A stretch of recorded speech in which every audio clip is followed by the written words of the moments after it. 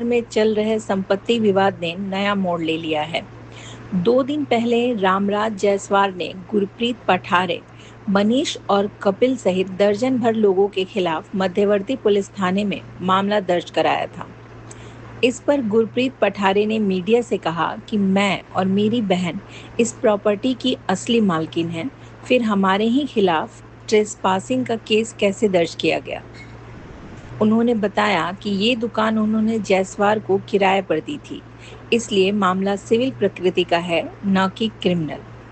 गुरप्रीत ने कहा कि उन्हें साजिश के तहत फंसाया गया है और वे न्याय के लिए कानूनी लड़ाई जारी रखेंगी ताकि सच्चाई सामने आ सके। मैं Gurpreet Pathare, owner of this property. मेरी मदर की ये प्रॉपर्टी जो मेरी है और मेरी बहन की है, प्रीति गौतम। हम दोनों सीनियर सिटीज़न हैं। मेरी उम्र 60 साल है। मैं रिटायर्ड टीचर हूँ और मेरी जो बहन है वो एथराइटिस की पेशेंट है और बीपी की पेशेंट है, वो आ नहीं पाई हैं।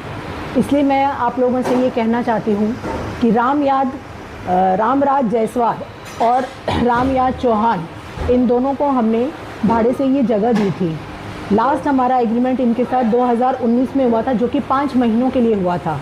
उसके बाद हमें समझ में नहीं आ रहा था, इसलिए हमने इनसे कहा कि जो रेंट आप हमें दे रहे हो वो हमें समझ में नहीं आ रहा है, तो आप हमें रेंट बढ़ा के दीजिए। तो इन्होंने कहा कि हम आपको रेंट बढ़ा के नहीं दे सकते हैं। तो हमने इनसे दरख्वास्त की, हाथ जोड़कर विनती की कि आप हमारी जगह को खाली कर दीजिए।